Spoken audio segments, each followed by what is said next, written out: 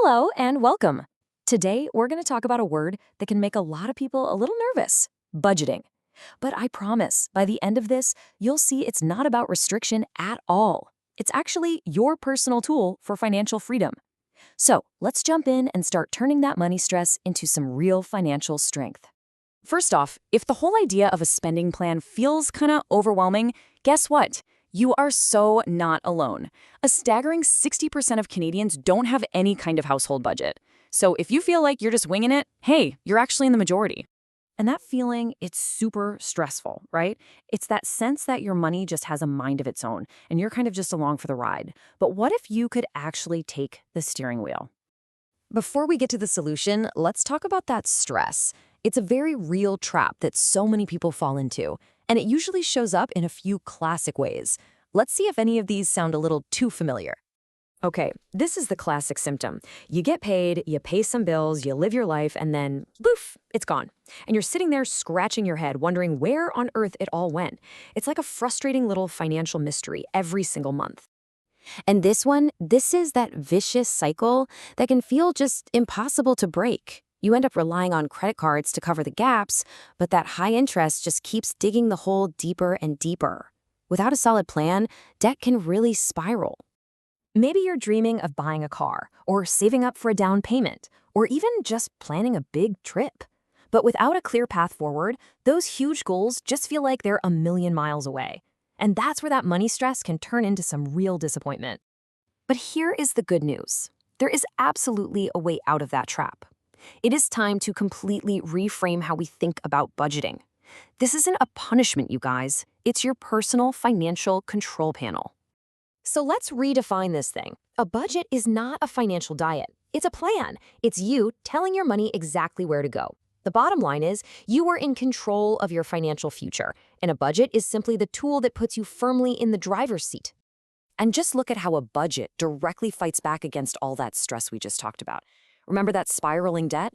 A budget gives you a clear plan to attack it. That feeling of money just vanishing? No, you get total control. A budget gets you ready for emergencies, cuts down on that constant worry, and best of all, it turns those big dreams into actual achievable goals. Okay, so you're sold on the why, but what about the how? Let's break down the very first practical steps. This is where the rubber meets the road, and I promise it's way simpler than you probably think. It all boils down to these four things. First, you need to know exactly what you bring home each month. We're talking the actual amount that hits your bank account. Then, list out all the bills that are the same every time, like rent or a car payment. Next, you got to track the costs that change, like what you spend on groceries or gas. And finally, add up all the fun stuff, the non-essentials. That's it. Now you have the complete picture. So once you have all your numbers, you need a system to organize everything. And honestly, a fantastic starting point that a ton of people swear by is the 50-30-20 rule. It's super straightforward and really easy to remember.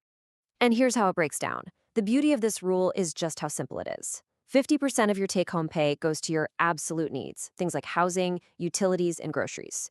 30% is for your wants, dining out, hobbies, streaming services. And here's the crucial part. A non-negotiable 20% goes directly to your future self through savings and paying down debt.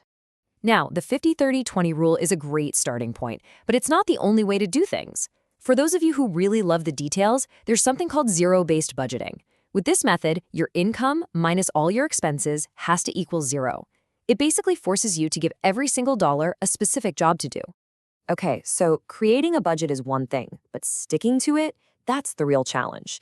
So let's get into some powerful tips and even some psychological tricks to help you stay on track. All right, let's use an example. You're out, and you see a pair of shoes you absolutely love. They're $100. That's a simple number, right? But there's a much more powerful way to think about that cost. What if instead of seeing $100, you saw it as nearly 4 hours of your life's work? This is a great tip. When you figure out your real hourly wage and start reframing purchases in terms of how much of your time they cost, it can completely change your perspective on what's actually worth it. And here are a few quick wins you can put into action like right now. Planning your meals for the week can save you a fortune on expensive takeout. Shopping for groceries online helps you stick to your list and avoid those sneaky impulse buys. Oh, and here's a great trick. Pay yourself first. Just automate a savings transfer for every payday. Treat it like a bill. And finally, go audit your subscriptions. Those little fees add up so fast. I love this quote because it is so painfully relatable. It's a funny way of highlighting what happens when we don't plan ahead. Having a budget for big things like a vacation means you can actually enjoy the memories when you get back without having to sacrifice your financial health. This is the ultimate goal. Budgeting isn't just about getting through the month. It is all about building a solid foundation for the life you really want to live, creating security and opportunity for the long haul. So before you even think about saving for a trip or a new car, you need a financial safety net. Your emergency fund is non-negotiable. This is the money you set aside for the complete unknowns, a surprise car repair, a medical bill, or a sudden job loss. It's what keeps a small surprise from turning into a total disaster. So what's the target? A great starting goal for your emergency fund is to have enough money saved up to cover at least 3 months of your essential living expenses. This buffer gives you critical breathing room and stops you from going into debt when life, throws you a curveball. And once that emergency fund is in place, a whole world of possibilities opens up. You can start aggressively attacking that high-interest debt and feel that weight just lift off your shoulders. You can start saving for those big life goals, turning someday into an actual date on the calendar. You can build a comfortable retirement, and you'll even gain the confidence to know when it's time to talk to a pro to take your plan to the next level. And really, that's what this is all about. A budget is your roadmap. It takes you from feeling stressed and out of control to feeling empowered and totally in charge. So I'll leave you with this question to get you started. What is the very first goal that your new budget is going to help you achieve?